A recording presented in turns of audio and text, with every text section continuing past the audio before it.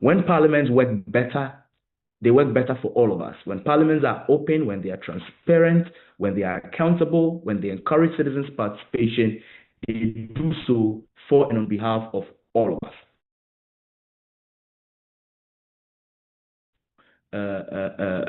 Keep an eye on this as part of the objectives that have informed this work. And it's our hope that once the results are released, government in order to collaborate as transformative measures, initiatives, actions that could help in role of parliamentary opinion in their fees.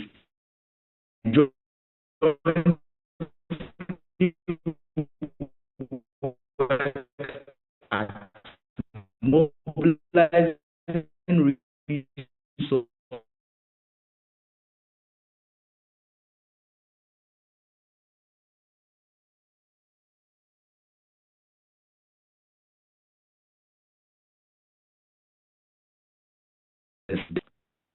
the 13 countries that were open in the first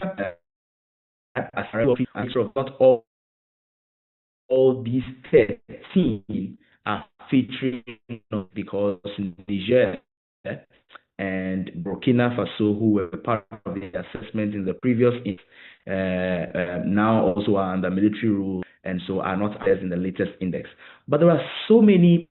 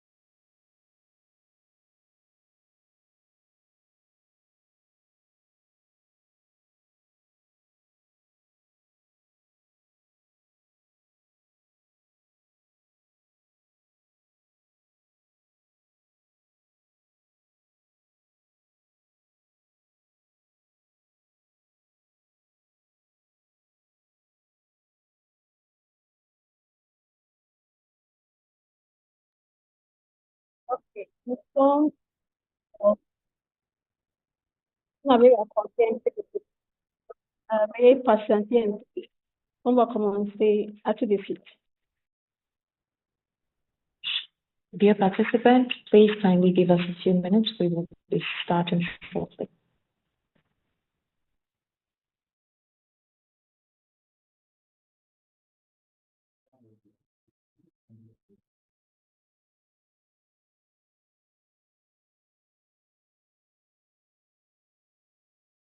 J'aimerais vous rappeler qu'il y a l'option pour. I'd like to remind you that you have interpretation available both in English, in French, and in Portuguese. Both in French and Portuguese, so please kindly choose your preferred language.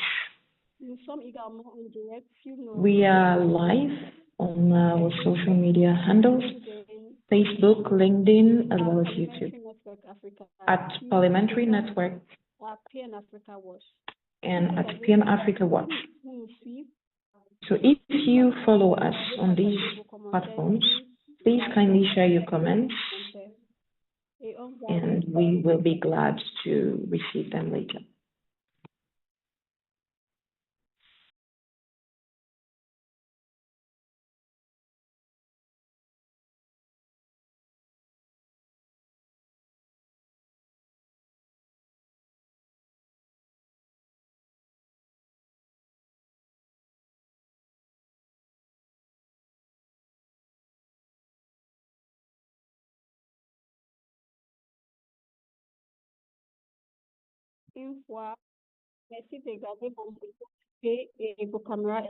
Once again, please keep your mics muted. And if you have any questions, please kindly use the chat box to ask your questions. Thank you.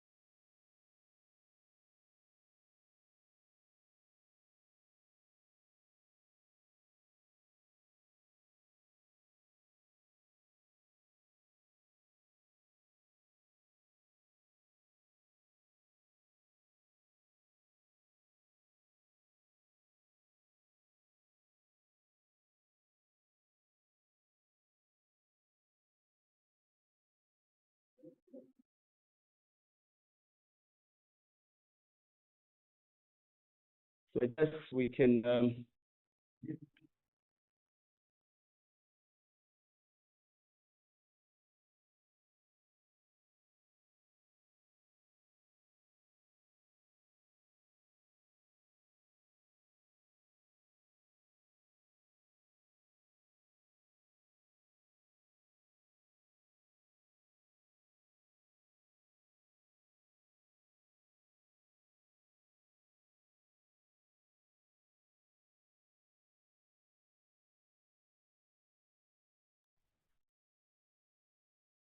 have a ripple effect on our work. So forgive me, we had some tech glitches on my side. I was running as all through the index and the some of the positive,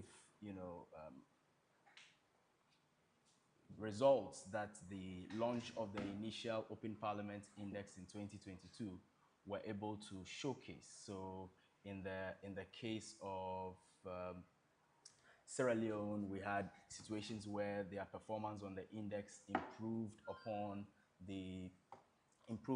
where some of the positive outcomes from the last Open Parliament Index. For some of the countries, there were opportunities for them to also have sub-grants, that were provided to them as ways in which they could work with their national parliaments to improve the level of parliamentary openness in in the work that they were doing. And I think that was also very, very important all this while to enable us have better engagement on parliamentary openness.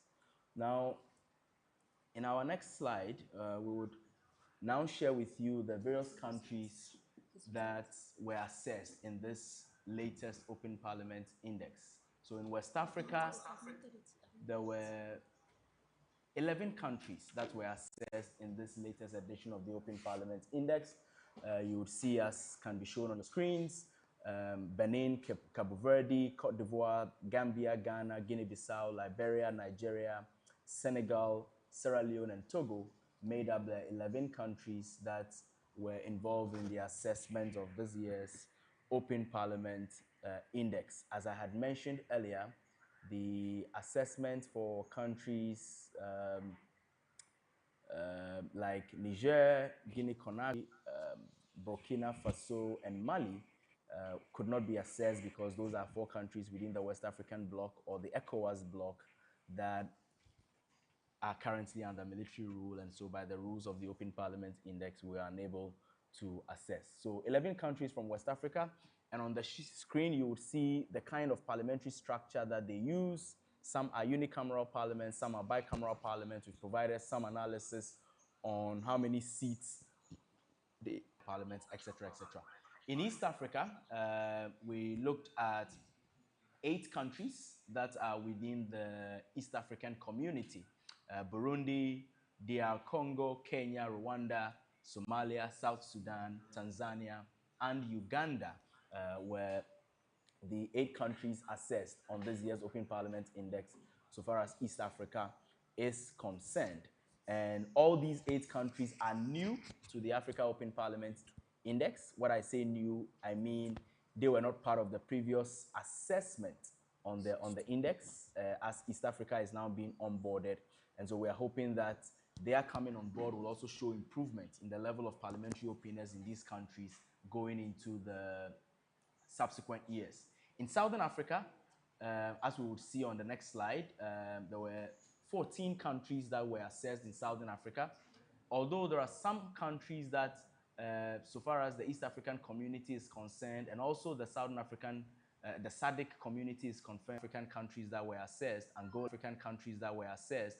Botswana, Comoros, Eswatini, Lesotho, Madagascar, Malawi, Mauritius, Mozambique. Now, it is important that before we also move ahead, we give our audience a bit into the methodology that was used in developing the Open Parliament Index, but also putting across the indicators, the assessment tools, the results, and what have you. So under methodology, I repeat again that this index is a statistical tool so far as these countries are concerned. It helps us to track progress by a single parliament within a series of OPI editions. 48 indicators that were used in the index's assessment. These 48 indicators that were used were gleaned from 3 very important global benchmarks on openness. The first being the Declaration on Parliamentary Openness, which is the civil society tool on the level that measures the level of openness in across the globe. This civil society tool is important for all of us, you know, as participants within this space to be able to recognize those specific pointers that makes for an open parliament. But we did not only pick from the civil society tools perspective, we also looked at the Interparliamentary Union, which is the association or the World Union of Parliaments, their own indicators on democratic parliaments, and also the Open Government Partnerships measure of what makes for an open parliament. All these 3 global benchmarks on parliamentary openness were put together to make room for the 48 indicators that were used in doing the measurement for this particular year's Open Parliament Index. Now, Open Parliament Index. Now, of these, and as you can see on the screen, of these indicator points, under transparency, there were 16 of them. Under civic participation, 16 of them. under public accountability, another 16 of them. And these 16 times 3 put together makes for the 48 indicators that were used in the measurement, and all of them have pointers which participating parliaments must score to be able to get the results that are required. I get the indication that you may be having some challenges hearing me on the call. Maybe the technical team may want to help rectify that so that we can be audible. But participants on the call may want to help us understand whether this is a challenge on their end or not.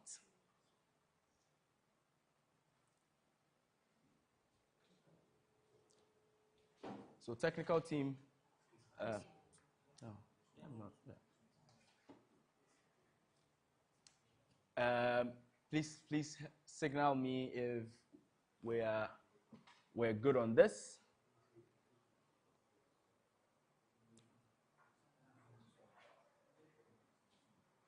I understand that for the team members who have joined on Zoom, please signal if you can hear me loud and clear, so that I am able to.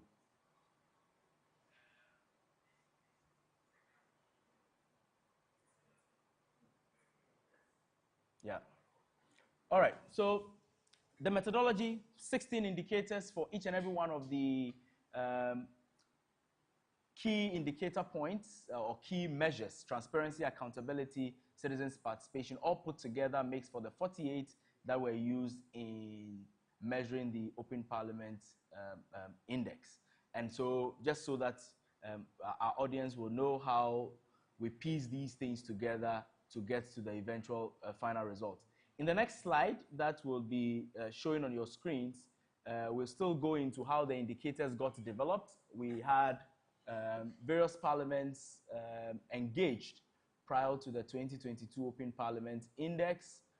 They shared their views, they made their remarks on what they thought should make for the content of the index. We engaged with civil society, we engaged with various stakeholder groups.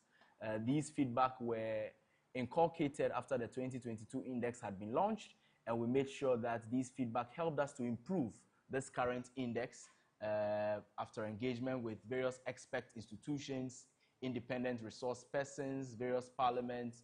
We were able to refine and realign the indicator questionnaires so that issues such as public financial management and Parliament's role in that, issues such as Parliament and gender, issues on youth participation in Parliament, issues on persons with disability and their participation in Parliament get all factored into the work that we did on this latest index score. And of course, because this index is running across 3 language arrangements, English, French, and Portuguese, the technical team put in place the necessary measures to ensure that translations were spot on so far as these countries are these languages are concerned, so that we had no contextual challenges, standardized terminologies, clarifying terms and meanings of terms were all part of the vigorous process that the development of the indicators had to go through for us to be able to land at the final index that we have. Now, as we move on, you would realize that, after developing our indicators, we moved to data collection. In data collection, there were a few steps that were taken at the level of data collection.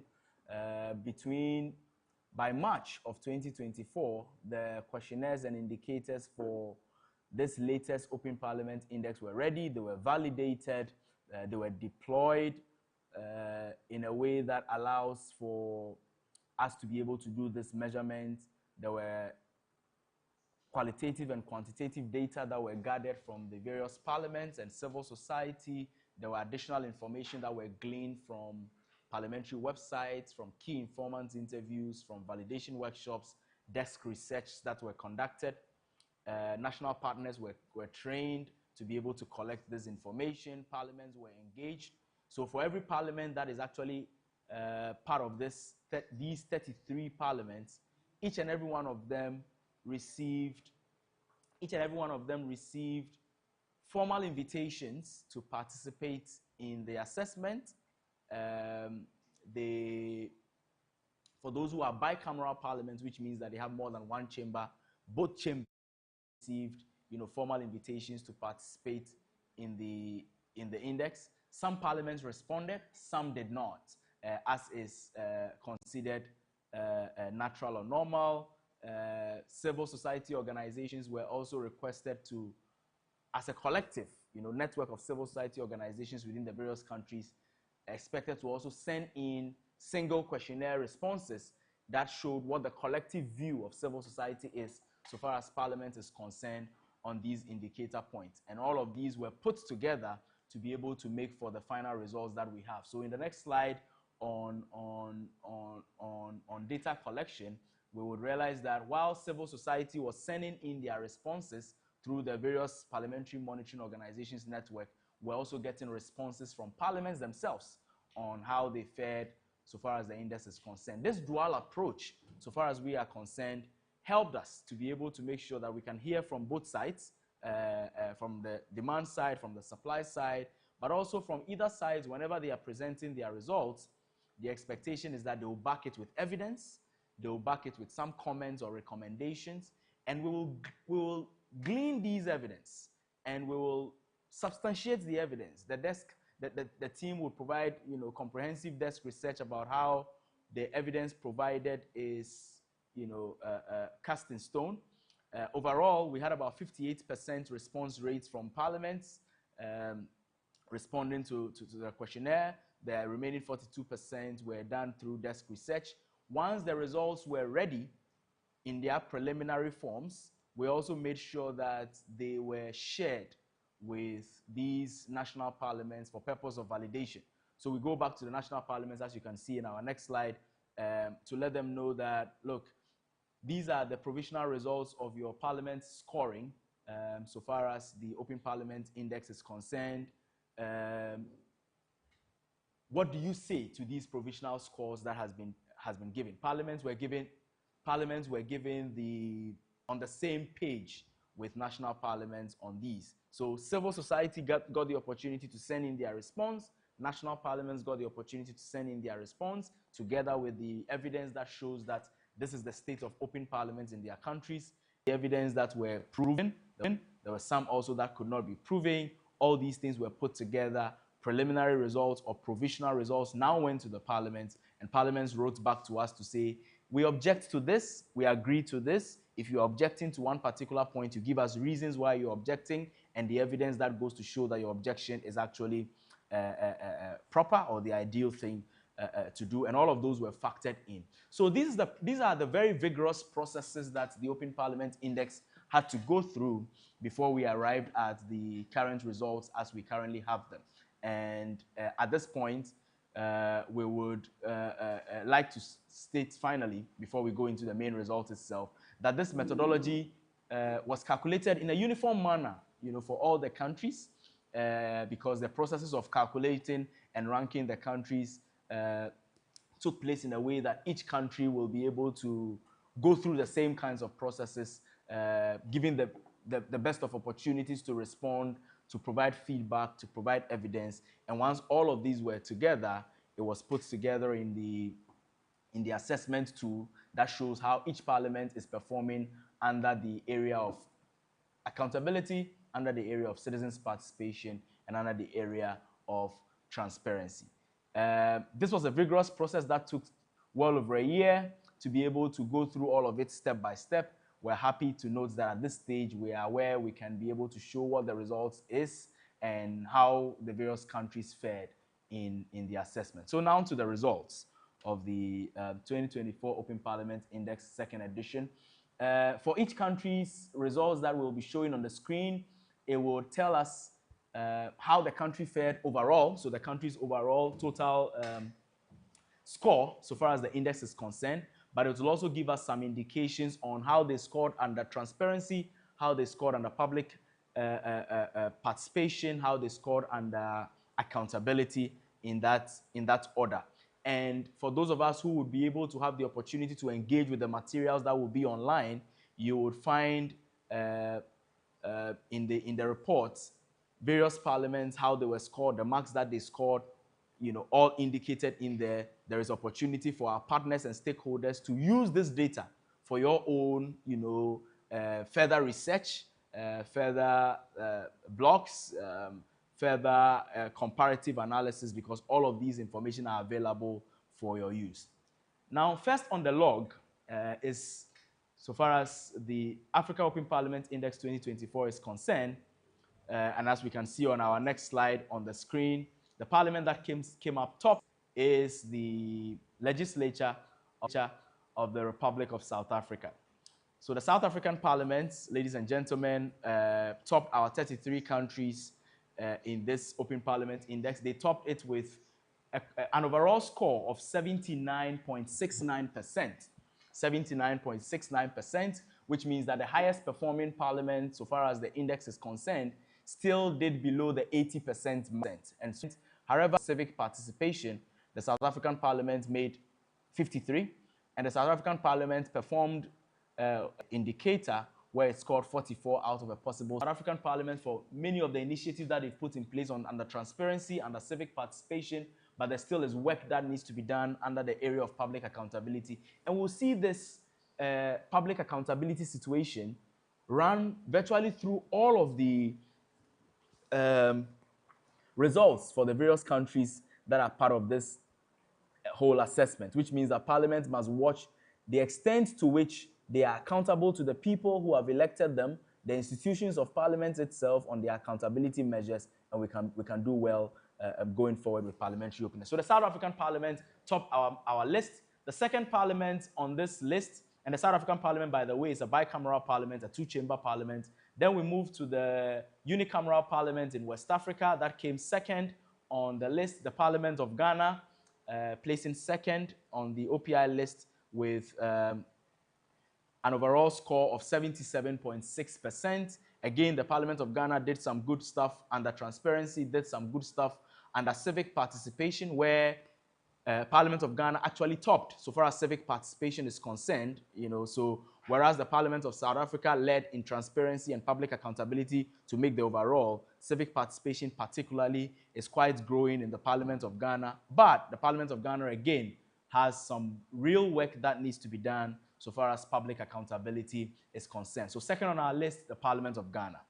The third on the list out of the East African region is the bicameral parliament of Kenya. The bicameral parliament of Kenya with an overall score of 73.96%. I think that we've moved one slide further. We were still focusing a little bit on the third place. Parliament of Kenya, 73.96. Again, some amazing work when it comes to civic participation, some stuff on transparency.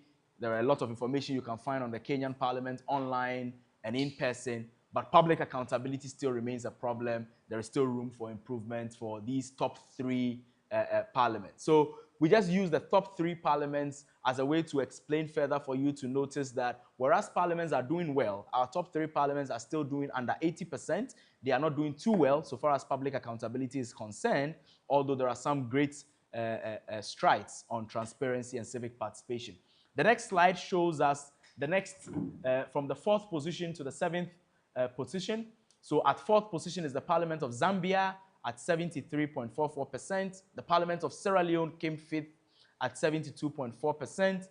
At sixth position is the legislature for Seychelles, 69.79%. Uganda at seventh position, 67.71%. So fourth to seventh, you see that they are also ranging within the 60 percentage points to the 70 percentage points if you look at their specific scores. And these infographics for the respective parliaments you can find on the online platform so that you can have your country-specific infograph to show you the dynamics within your respective country. So fourth, Zambia; fifth, Sierra Leone; sixth, Seychelles; 7th Uganda. In our next slide, we see the next set of countries.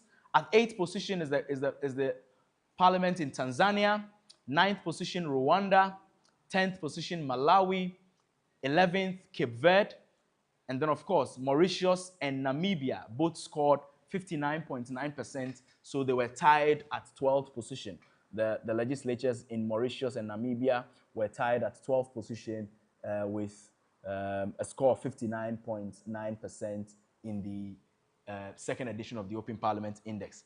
Then we move to the next slide, where we have at 14th position the parliament in Benin, scoring 59.38%, followed by Zimbabwe, 58.85%. The Gambia followed next, Cote d'Ivoire followed, Lesotho followed at 18th position, and Madagascar at 19th position. So 14th position Benin, 15th position Zimbabwe, the Gambia at 16th, Cote d'Ivoire at 17th, Lesotho at 18th, Madagascar at 19th.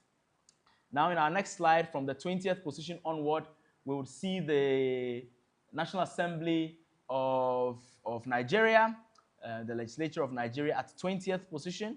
And that is where we now start to drop below the 50% point. So Nigeria scored 50.52%, but beyond Nigeria at 20th position, every other parliament that followed did not make the halfway mark so far as parliamentary openness is concerned, which means, again, that there is still a lot more room for improvement so far as parliamentary openness is concerned. And it's important that we continue to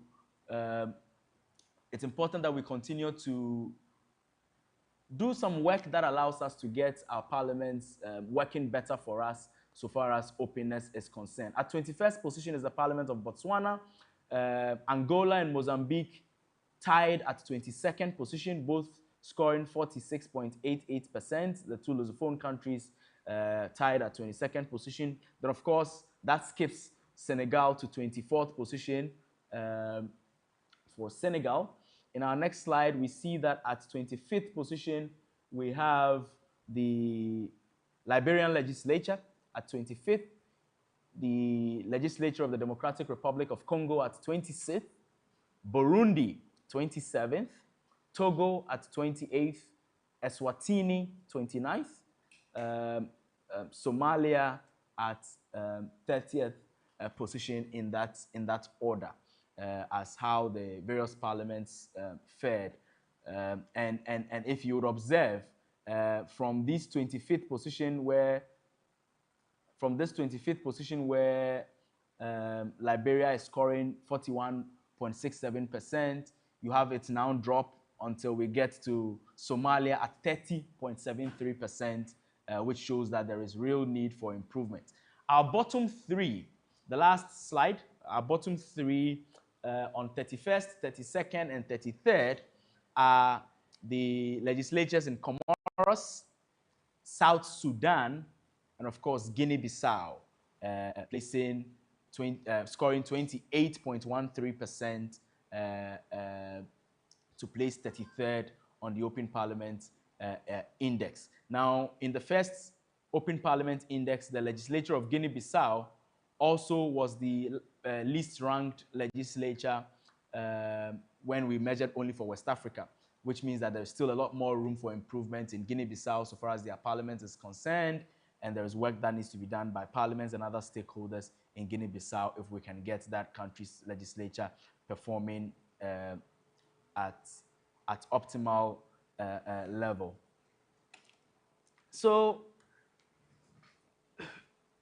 these essentially shows us the results as we have it for the second edition of the Open Parliament Index, and just as we can see in the next slide that I project, it is our hope here at the African PMO Network, or APMON, that these results will provide citizens who are watching us, civil society organizations, the press, parliaments, and other decision makers, an evidence-based document, one that reflects the state of affairs in your respective parliaments. But this will also encourage advocacy. It should encourage further research. It should encourage co-creation of reforms, that will seek to ensure progress So 2 years from now, when we come back to measure the index in the respective countries, we must see some progress, which shows that parliaments are making the steps that are needed towards in the West African team that were assessed 2 years ago. We've seen that some of the parliaments are making some progress. Some of them are also stagnating, but we hope that progress will be the end results. To this end, the announcement of the OPI results is not only an end in itself, or it's not an end in itself. Instead, it is meant to be the beginning of collaborative efforts between civil society on one hand, citizens on the other hand, parliaments on the other hand, working together so that 2 years from now, when the next index is announced, we will be able to see traceable progress being made by the various parliaments in the work that needs to be done. But what's next after today? Of course, you can visit www.parliamentafrica.com/OPI for all the information that you need so far as the index is concerned. In the month of October, we'll be disseminating these results at country-specific levels. So countries and parliaments that are joining us on this call, we encourage you to work with us, work with your domestic civil society parliamentary monitoring organizations to delve deeper into your specific country results. We are willing to provide these engagements to be able to signpost you to where things are going right, where things are not going right. Our engagement with civil society, our engagement with journalists to be able to publicize and popularize these results will also be taking place during this month of October. Between October and December, we'll be at the APMON Secretariat providing technical support to parliaments using what we call the menu of options. So it gives you the various options where you are not doing so well, what can be done, where you are doing so well, how it can be sustained. And this menu of options engagement with the various parliaments is intended for you parliaments to be able to better engage with your local civil society organizations to implement joint initiatives that can change. We know that not all of the things can change, on the go, but you can identify the low-hanging fruits. Then you move to the ones that can be changed subsequently. Then little by little, we can have parliaments or an Africa where all parliaments are open. In the year 2026, we hope that we'll be supporting various parliaments technically. We'll be supporting our civil society member organizations in the various countries with technical support so that they can implement full-year interventions that ensures that by the time the next Open Parliament Index comes on stream, we will see some progress on the index. So we thank you very, very much for your kind attention. And sincere apologies for some of the technical hitches during the presentation. At some point, I was told that those on Zoom had some echo situation. Those on Facebook and YouTube were fine with the streaming on there. These technology issues happen. But do well to engage with parliamentafrica.com/OPI. For those of you who have registered for this event, the various parliaments we work with, the various civil society we work with, will be providing to you further information on the index. We know that, and from our experience from last 2 years, once the index is launched, there is heavy traffic on the site. Sometimes you have technical challenges, downloading some of these information. Feel free to always reach us, and we'll be more than happy to provide you further information on this. So I'll be handing over to my colleague Cynthia, who will take up from here. And we hope that the next session helps us to have better interaction on the index, and at the Secretariat will be more than happy to engage with you going forward. Thank you very, very much, and over to you, Cynthia.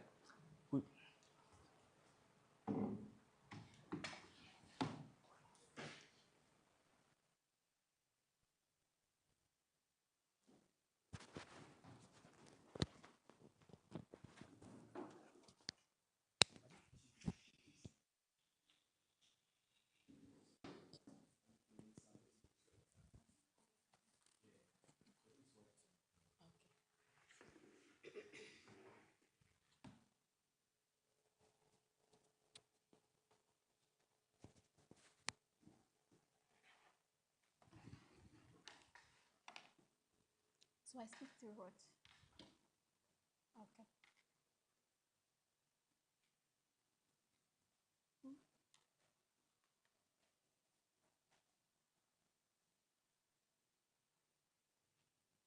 Ok, merci Samy pour cette présentation très enrichissante. On continue maintenant, mais quelques rappels pratiques avant de poursuivre. Merci de garder vos micros coupés et vos caméras éteintes, sauf l'autorisation de l'animateur. Une interprétation simultanée en anglais et en portugais est disponible. Veuillez sélectionner votre langue préférée dans le menu d'interprétation. Nous sommes également en direct sur nos réseaux sociaux. Ça, c'est Facebook et YouTube à Parliamentary Network Africa et sur Twitter à PN Africa Watch. Nous vous invitons à nous suivre sur ces plateformes pour rester informés de nos activités. Si vous nous regardez vers les réseaux sociaux, vous pouvez partager vos commentaires sur la section des commentaires et on va prendre note de ça. Maintenant, nous allons à présent passer à notre table ronde interactive sur le thème approfondir l'ouverture parlementaire en Afrique, leçons et perspectives. Et pour nous aider, nos panélistes aujourd'hui sont M. Vladimir Sano, qui est le coordinateur régional et responsable du programme Inclusion au sein de l'ONG AFO, basé à Bissau, en Guinée-Bissau. Il est également coordinateur du réseau en Guinée-Bissau, où il joue un rôle clé dans le renforcement de l'engagement parlementaire et la promotion d'une gouvernance inclusive. Aussi, nous avons Madame Ajibi Alexandrine, directrice exécutive du Centre de développement économique local, CEDEL, intervient au nom de Social Watch Bénin et représente le réseau béninois des organisations de suivi parlementaire. Elle apporte une vaste expérience en participation citoyenne et en contrôle parlementaire. Nous avons également M. Galib Galant, qui est le chef du programme Open House au sein du Parliamentary Monitoring Group, PMG, en Afrique du Sud. Il joue un rôle essentiel dans la promotion de la transparence parlementaire, de l'accessibilité et de la participation du public grâce à des outils numériques et à la recherche innovante. Je vais poser quelques questions directrices à nos panélistes et nous prendrons également des réflexions du public via la boîte de discussion. Alors, je commence avec Madame Ajebi. J'aimerais savoir si vous m'attendez, s'il vous plaît.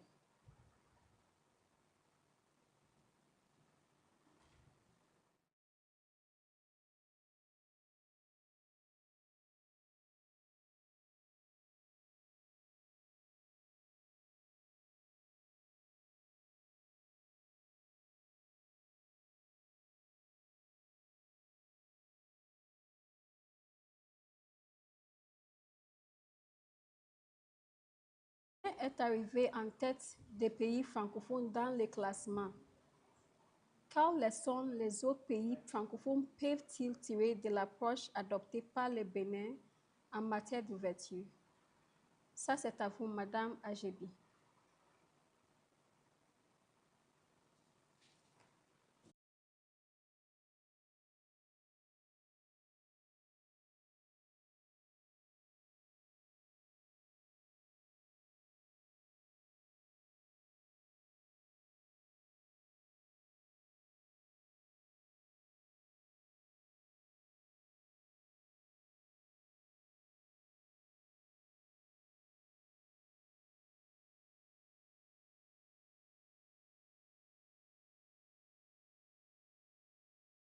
Ella. Oui.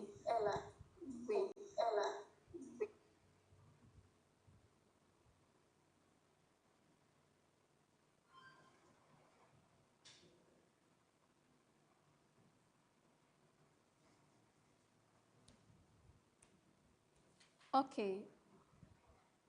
Je ne sais pas, je ne les vois pas aussi. On continue avec Monsieur Vladimir. Est-ce que Monsieur Vladimir est là?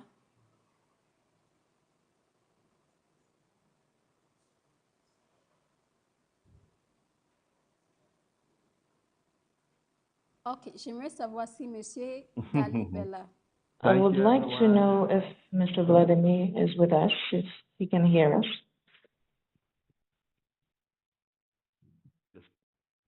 Estou, estou, sim. Sim, Susana, estou a ouvir.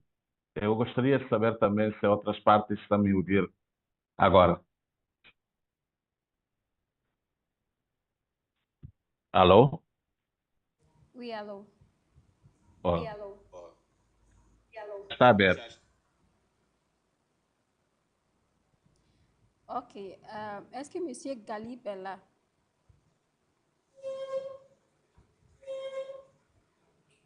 Oui, je suis ici. Please, Mr. Galera.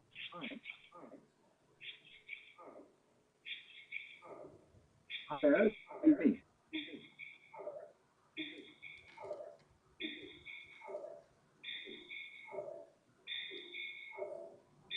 Monsieur Galib? Everyone?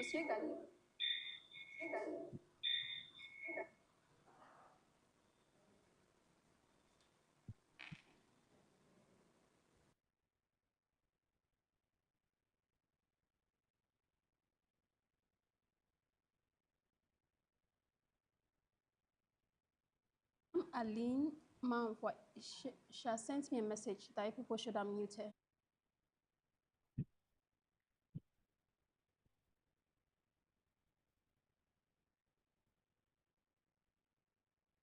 Je vais commencer par Monsieur Galib parce qu'il m'attend bien. I'm going to start with Mr. Galib because apparently you can hear me well. Classement général. Quelles leçons les parlements africains peuvent So, tirer de what l'action lesson par can l'Afrique Parliament, en matière African de Parliament transparence can draw parlementaire afin in terms d'améliorer of leur performance dans le prochain classement? parliamentary transparency to improve our performance in the next index?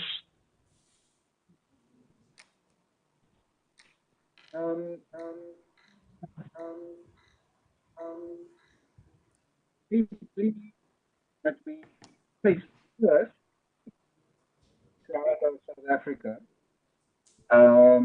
for having got in the first place.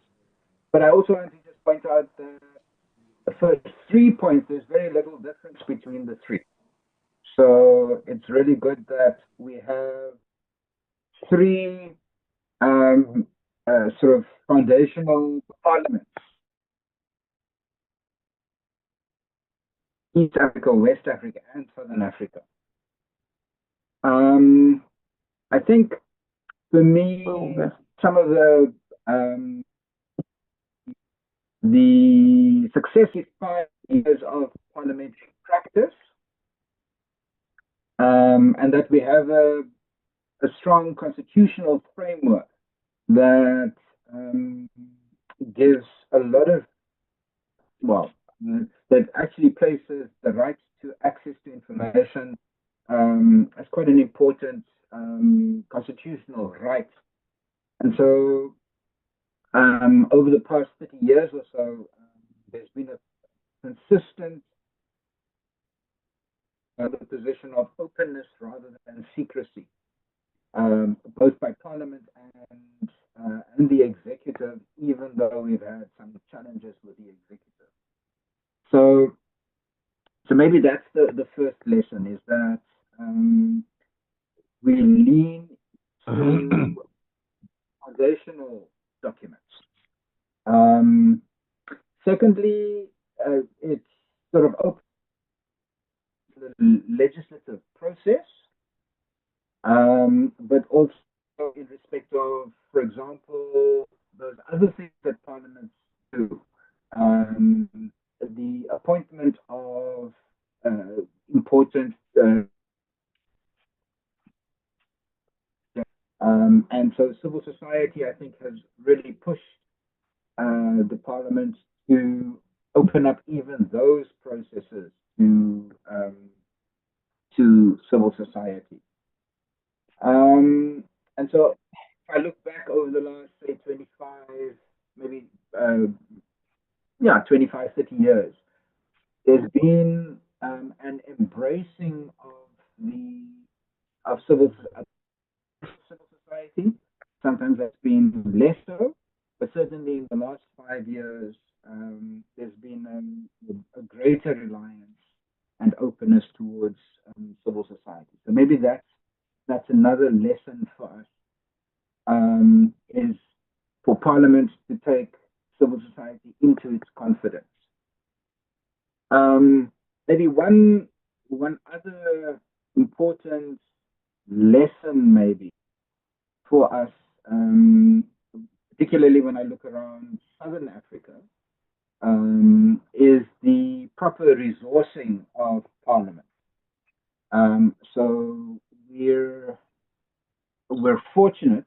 We have something like so PMG, for example, monitors 50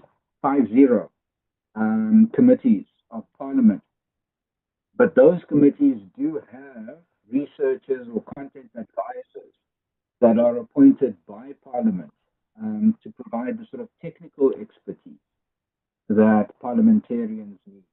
And so, in terms of being able to make decisions, then parliamentarians also can lean onto the expertise. In other jurisdictions, that's a role that civil society can play, although sometimes we have the challenge, I guess, of Parliament's openness towards civil society. Yeah. And then Okay, Monsieur Talib, votre son n'est pas très clair. Est-ce que vous pouvez parler un peu plus fort pour nous?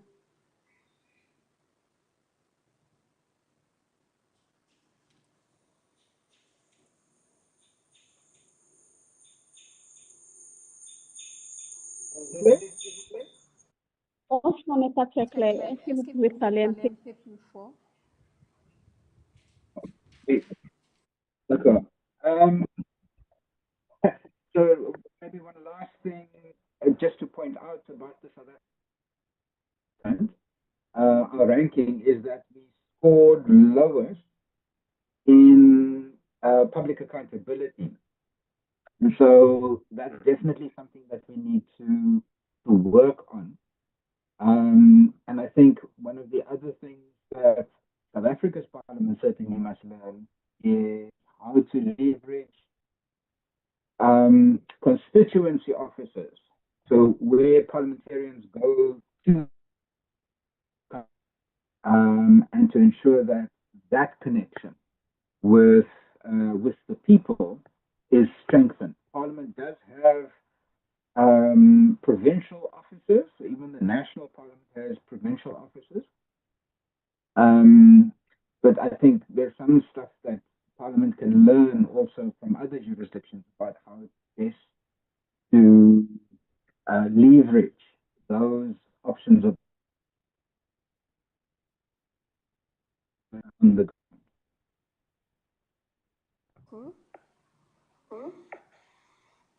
Ma deuxième question, c'est comment le fait que le Parlement sud-africain The soit second déclaré question comme is, le plus transparent d'Afrique se traduira-t-il par une plus grande transparence dans toute la région des SADC?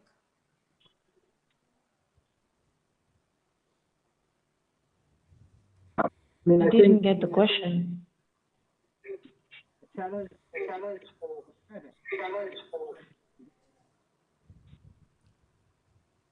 What we could share with them is some of the right. So the issue about investing in Parliament, I think, is really important for governments across the region. For Parliament to have to fulfill its mandate, some investment in Parliament, and I think that's the one thing maybe that we can share and also understand. That's the one piece. The second piece is for everyone, including South Africa, the quality of information that comes out of Parliament is really important, both for parliamentarians to do their job, which is to make the legal framework accessible for everyone, but also for civil society to be able to engage with and others. It's important that we do have access to the good quality information um, that Parliament gets through submissions, for example. And so it's as important to know for civil society certainly what submissions Parliament is listening to, not just for, what it is we're looking for Parliament to do, so that in fact we can come up with a more nuanced um, sort of legal framework and policy framework that really speaks to everybody. So I think, speaking as a South African, and but also the sort of 30 years of practice, I think there are some lessons for us to share, but also similarly in grappling with some of the challenges in the sub-region.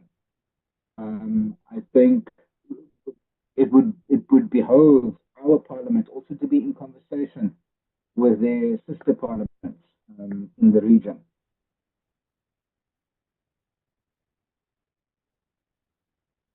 Très éclairissant. Ce que je retiens principalement, c'est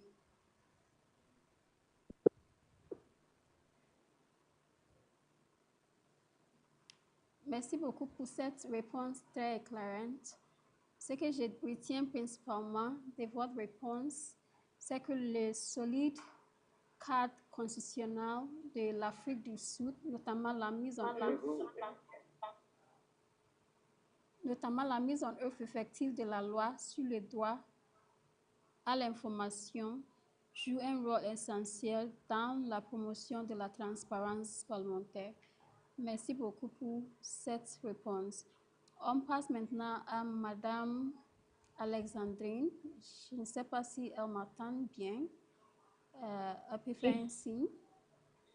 Mrs. Alexandrine, can you hear me? Fait. Madame, est-ce que vous êtes là? Oui, je suis là. Please, are you there? Merci. Can you hear me? All right, thank you. So Benin was third. Quelles sont les autres parlements francophones? What do you think the other francophone parliaments can learn from the approach adopted by Benin in terms of parliamentary openness? Thank you very much for the question, PN Africa, and thank you for the work you achieved. Benin is very happy to be among the first in Francophone Africa. And I can honestly say that we've had a long time collaboration between with civil society.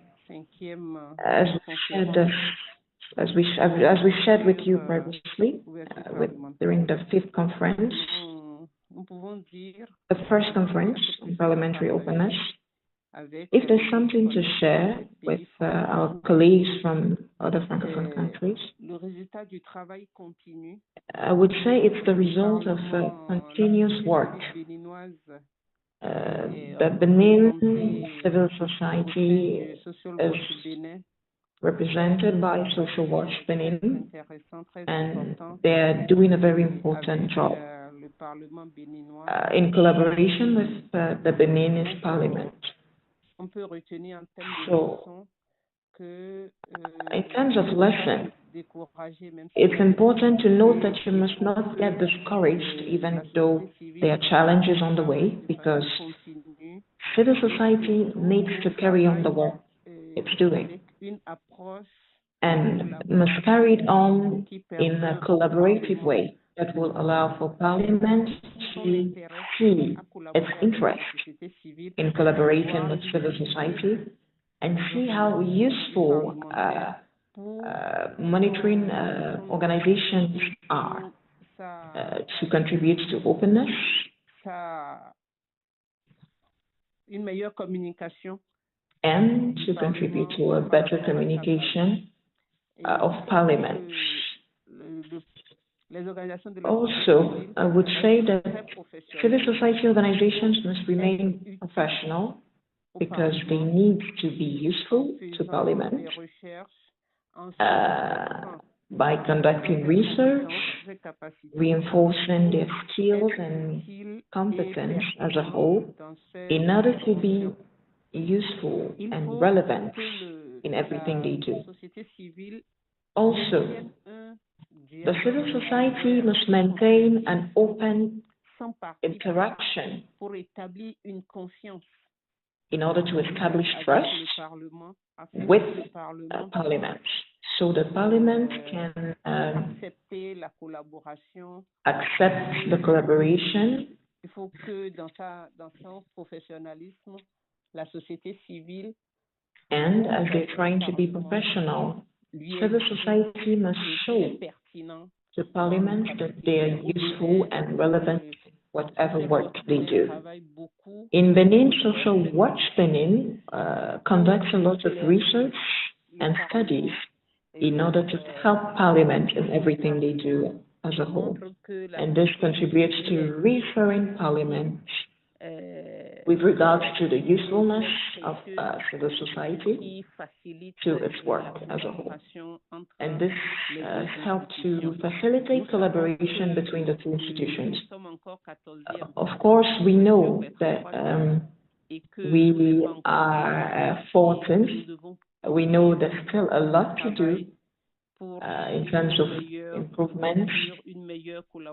We know we still need to do much to contribute to openness and to better collaboration, and also to help the collaboration to be useful to the people and to all the communities we work for. So obviously, there's still a lot to do. Merci beaucoup pour cette contribution.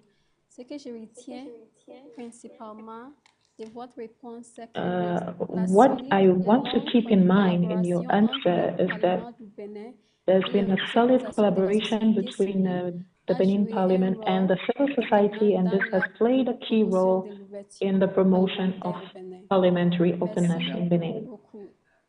Yes, exactly. All right, we want to move on to Oh, I'm sorry, I did not answer the full question.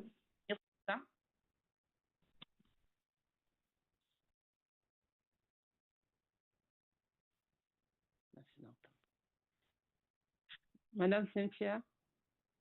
Mrs. Cynthia, are you there? Madame Cynthia? Hello? Oui, je suis ici. Est-ce que vous m'entendez? Oui.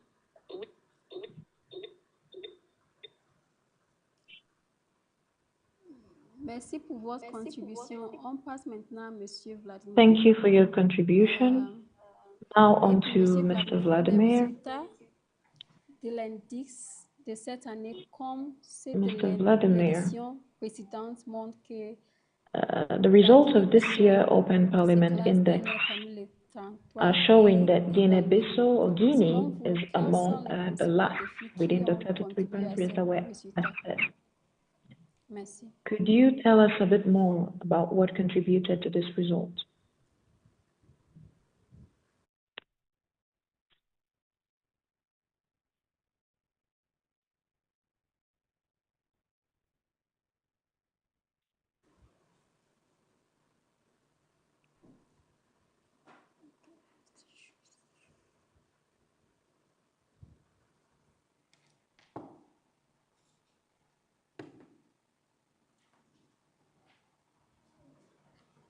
Est-ce que Monsieur Vladimir est là?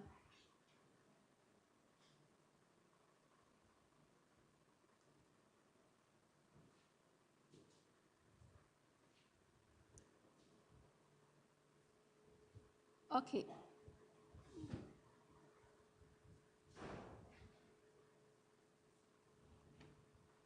Ma question est que les résultats de l'indice de cette année montrent que, comme l'édition précédente, La Guinée-Bissau se classe dernière parmi les 33 pays bien parlement évalués. Selon vous, quels sont les principaux défis qui ont contribué à ces résultats? According to you, what are some of the challenges that contributed to this result concerning Guinea?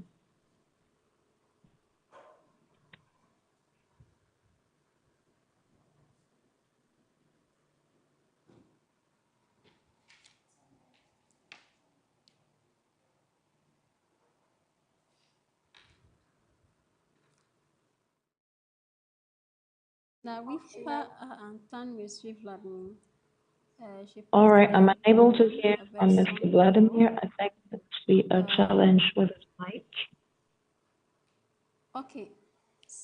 Please give him Kindly access. open his mic He's not able to because he's unable give to speak. access. Alô? Agora sim. Yes, now I can talk.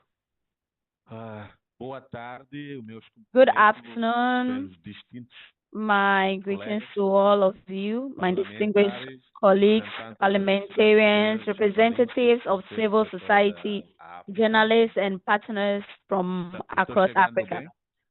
I hope you are all doing well. Can you hear me? Alô? Can you all hear Suzana, me? estou chegando bem? Sim, sim.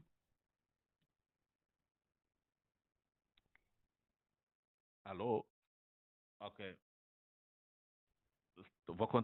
Muito boa. É com honra e responsabilidade. With honor Não sei se eu já posso and falar responsibility that I speak on behalf of the national network. Suzana.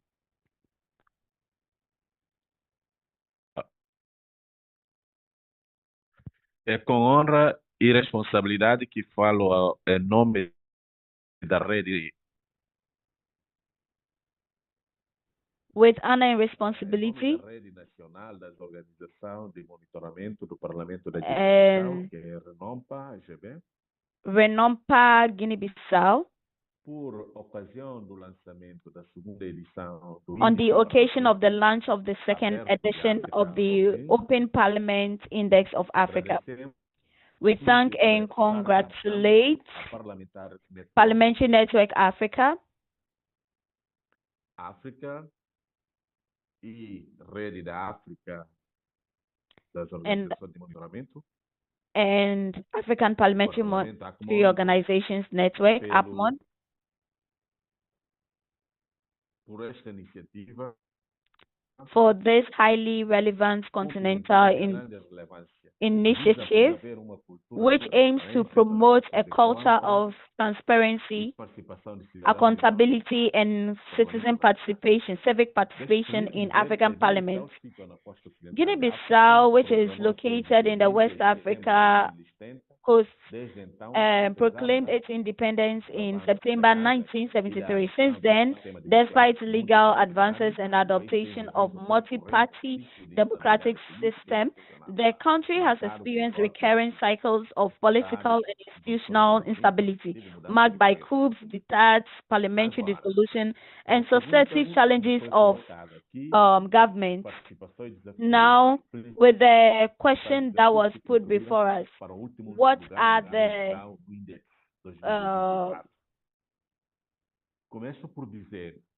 with this, I can say that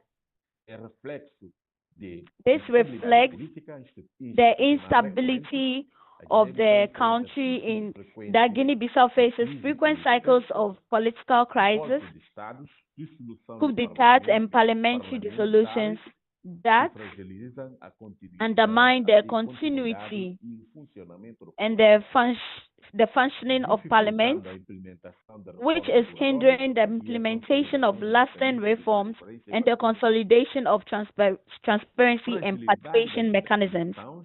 Also, fragility of democratic institutions. Despite the formal existence of a multi-party democratic system, the lack of consolidation of institutions and the limited autonomy of parliament compromise its ability to act as an independent oversight and representative body. There is also low level of transparency and communication with civil society, the absence of clear policies on access to information, effective channels of communication, and citizen participation limits the involvement of population in monitoring parliamentary decision. Also, limited capacity building for parliamentary actors and civil society. The lack of technical and political training for MPs, parliamentary staff, and civil society organizations reduces the efficiency of monitoring and exercise of social control. There is also insufficient resources and dependence on external support. The underfunding of parliament and monitoring organizations prevents the development of robust tools and processes for transparency and accountability measures and reforms to improve performance in the next edition of the index.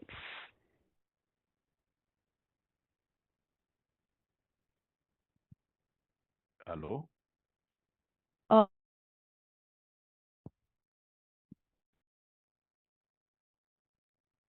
Ótimo. Espera por a segunda. he's waiting for the second question. Attendez, s'il vous plaît.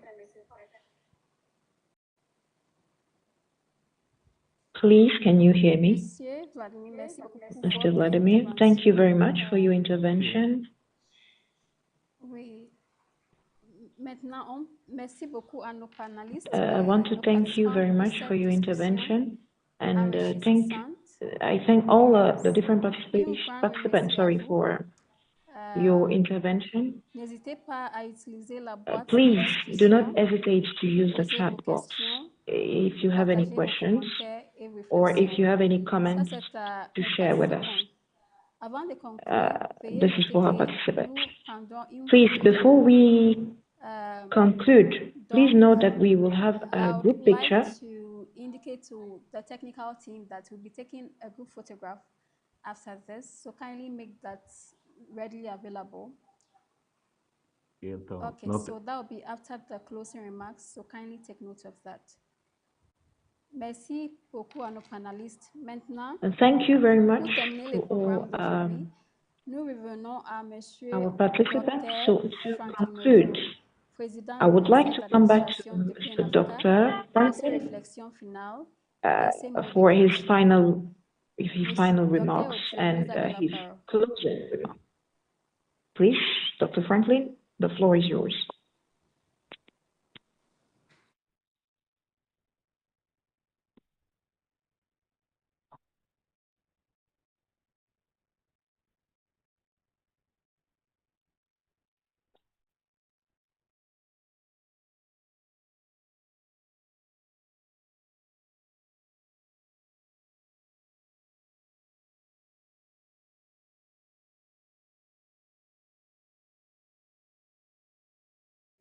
Please.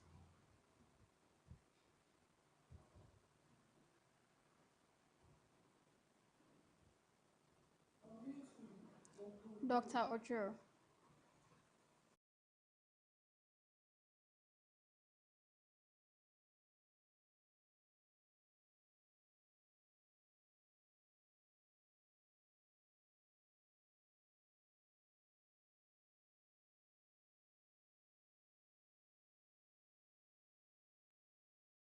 Okay. Thank you, Cynthia. Sorry for the delay. I was muted. I think now we do have the second edition of the OPI launch. Can you hear me? Can you hear me?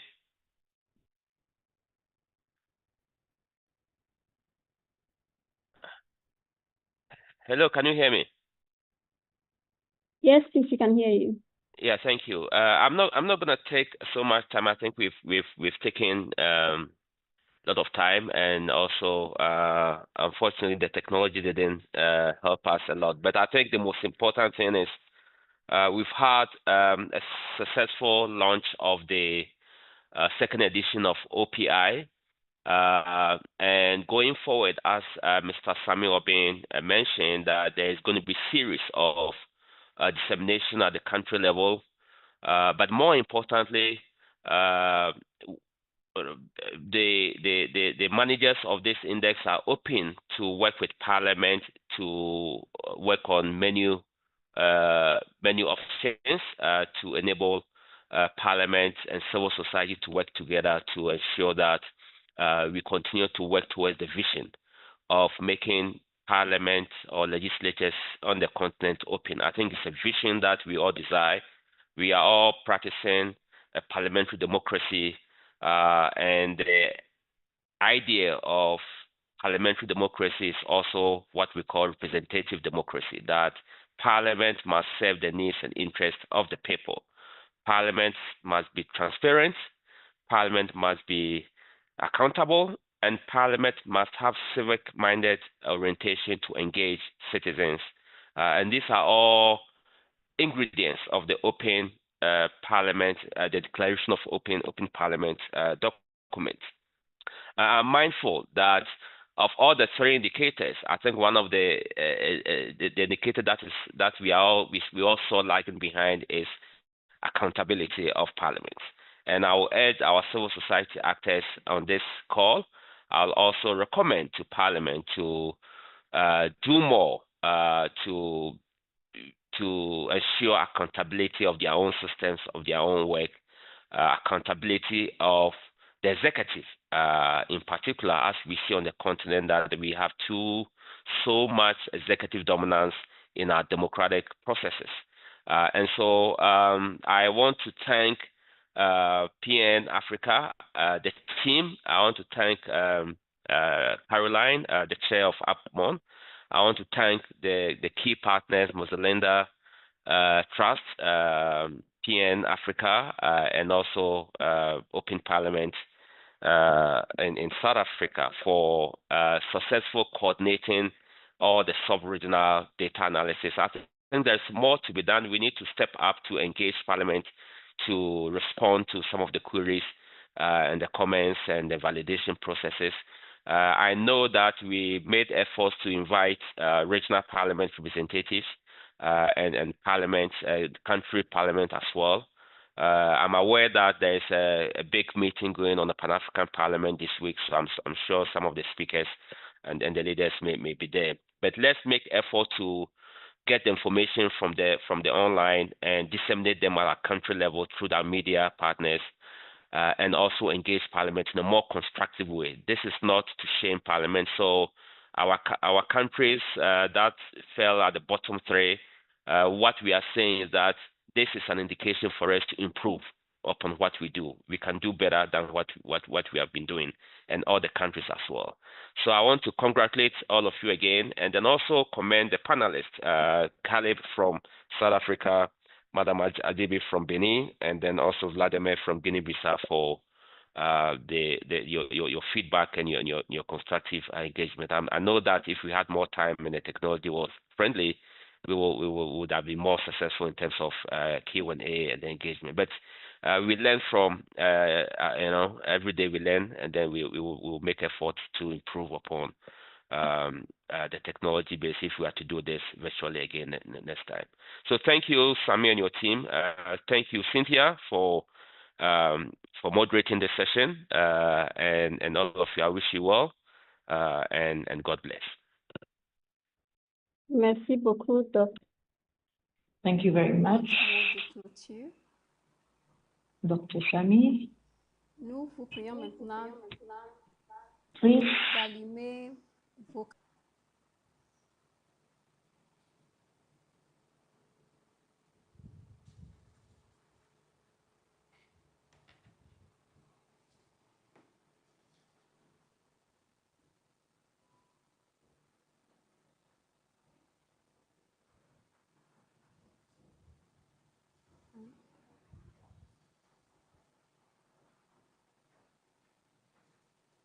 Ça marche?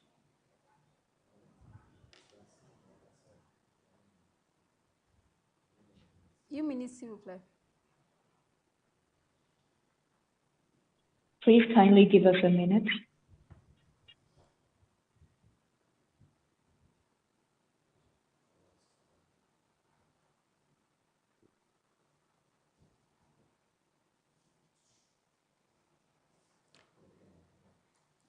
OK, merci beaucoup. Donc, All merci à right. tous Thank you nos very much. distingués intervenants, Thank you partenaires et all. participants d'avoir contribué à ce Thank succès you de to la the sortie participants, officielle to